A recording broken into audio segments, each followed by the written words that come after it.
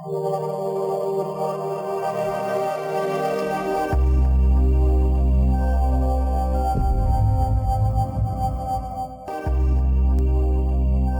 this is another video from networking. So today we will discuss about what is internet assigned number authority.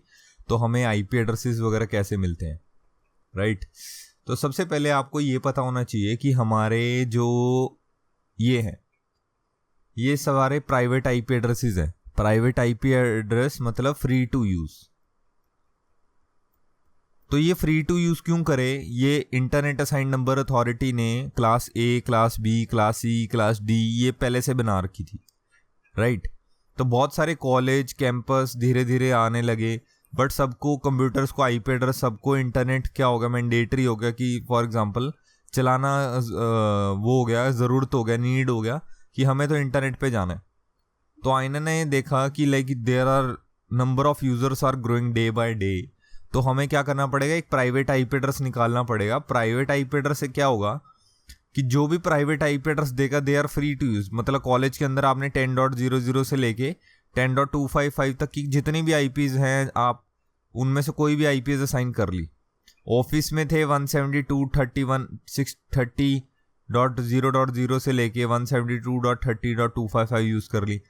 घर पे होते हो जो छोटे वेंडर्स होते हैं, इंटरनेट लगाते हैं, इंटरनेट 1.0 से लेके 1.255. तो बहुत सारे प्राइवेट आईपी एड्रेस इन तीनों रेंजेस से निकलते हैं, class A, class B, class C. ज्यादातर जो मेरे आईएसपी होते हैं होम यूजर्स, उन्हें टीयर 3 आईएसपीज बोलते हैं, टीयर 3 आईएसपी.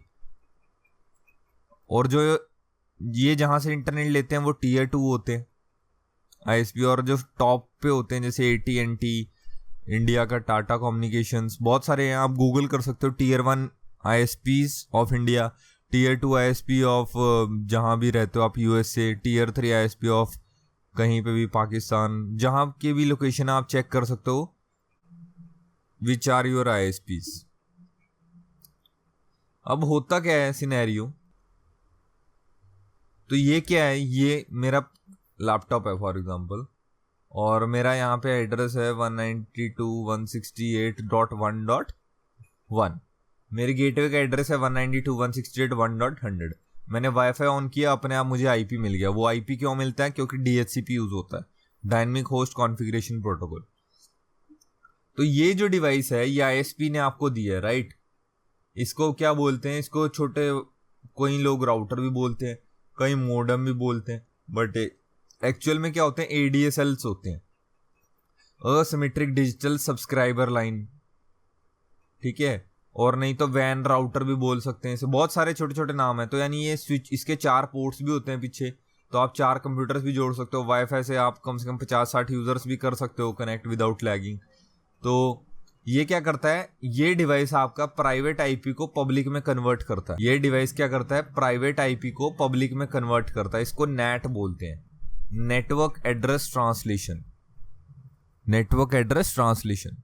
तो इससे आप इंटरनेट पे जा पाते हो, क्योंकि इंटरनेट पे जाने के लिए आपको क्या चाहिए? Public IP, right? अब मैं यहां से आपको दिखाता हूं मेरा आईपी क्या है. फॉर एग्जांपल डिटेल्स में जाके मेरा आईपी है 192.168.43.113. ठीक है, मैं यहां से 192.168.43.113. और जो मेरा डिवाइस है उसका आईपी क्या है? उसका आईपी है ये 43.1. तो ये है 43.1, यहां पे लिख लेते हैं. अब मुझे इंटरनेट पे मैं जा रहा हूं, ये डिवाइस मेरा क्या कर रहा है? कन्वर्ट कर रहा है. बट मैं एक्चुअल में देखता हूं मेरा पब्लिक आईपी एड्रेस क्या है. व्हाट इज माई IPaddress.com, जो मेरी सबसे ज्यादा कॉमन वेबसाइट है, मैं ज्यादातर वीडियोस में यूज करता हूं. तो ये क्या है? देखो मेरा आईपी 49.32. ये आपका आईपी चेंज होता रहता है, because this is not dedicated IP, right? ये आपने खरीदा नहीं है, ये आईएसपी आपको डायनेमिकली अपने आप दे रहा है, क्योंकि आपने सिर्फ उसको इंटरनेट का पे कर रहे हो. तो इसके पास बहुत सारे यूजर्स हैं जो इस आईपी के शायद थ्रू जा रहे हैं, राइट? तो ये आईपी आपको मिला. जो जितने आपने मोबाइल रखा है यहाँ पे, आईपैड लगाया, जितने भी आप लगाओगे, इनके 43 से ही आईपी स्टार्ट होंगे, 43.114, 43.115. बट इंटरनेट पे जाओगे तो सारों को सबका सेम आईपी होगा. तो अगर आपने कोई, ये तो थी मेरे होम यूजर्स की बात, अगर मैं कंपनी की बात करूं, कोई कंपनी है मान लो फॉर XYZ, तो उन्होंने क्या किया, उनका इंटरनेट हमें डेडिकेटेड चाहिए। डेडिकेटेड मतलब हमें इंटरनेट वायर हमारा डाउन नहीं जाना चाहिए, राइट। तो इंटरनेट वायर लिया, तो हमने क्या लिया, इंटरनेट पे लीज लाइन प्लान्स होते हैं, लीज लाइन कनेक्शन फॉर कोई भी सिटी देख लेते हैं, इन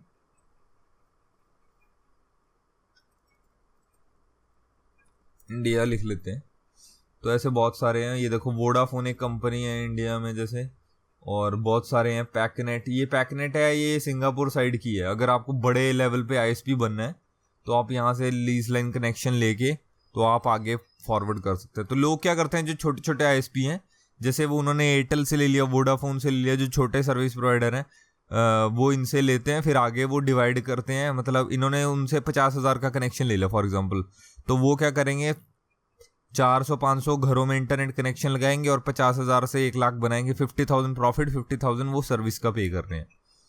तो यहाँ पे इन्हें कॉल करके आप देख सकते हो कि क्या कनेक्शन प्राइजेस हैं। तो डिफरेंट सारे बोल रहे हैं कि हम 24 आवर स्पीड देंगे और ये देंगे, SLA देते हैं। एक सर्विस लेवल एग्रीमेंट बनते हैं जब आप कनेक्शन लेते हो।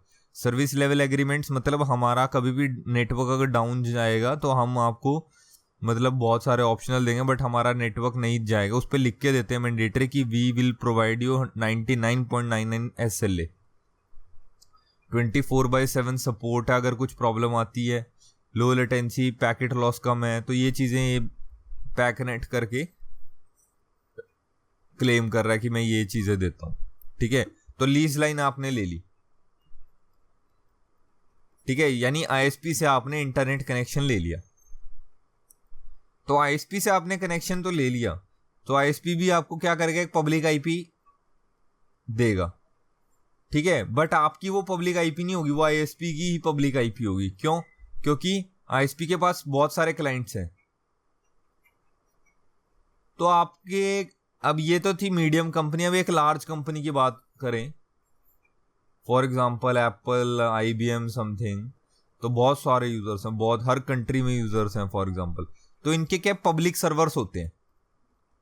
पब्लिक सर्वर्स मतलब जैसे एप्पल की वेबसाइट होगी, iCloud हो गया, और एंड कोई भी और कंपनी लगा लो, जैसे गूगल हो गया तो गूगल के एंड्रॉयड के सर्वर्स, जीमेल के सर्वर्स।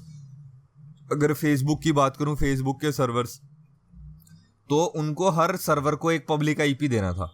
जैसे ये फेसबुक का सर्वर है तो इन्होंने 1.1.1 दे दिया, ये सिंगापुर का फेसबुक सर्वर है, इनको 1.1.2 दे दिया, ये इंडिया का है 1.1.3। ऐसे ऐसे करके इनको पब्लिक IP एड्रेस खरीदने पड़ रहे हैं इनको। यहाँ तो वो कंपनी के अंदर तो वो सिंपल प्राइवेट IP चला रहे हैं, बट जब उन्होंने सर्वर्स को पब्लिक IP देंगे तभी तो बाहर वाले जो यूजर्स हैं, जो मेरे जैसे ये यूजर्स हैं, ये जो होम पे लैपटॉप पे बैठे हैं, तभी तो वो इंटरनेट, जब आप इन सर्वर्स को IP दोगे, मान लो सर्वर है, इनको अगर आप पब्लिक IP दोगे तभी आप इंटरनेट एक्सेस कर सकते हो, मतलब इंटरनेट सॉरी फेसबुक पे जा सकते हो। अगर फेसबुक को प्राइवेट IP मिलेगा वो जा सकते हो, नहीं जा सकते, राइट। तो मैं आपको यही समझा रहा था।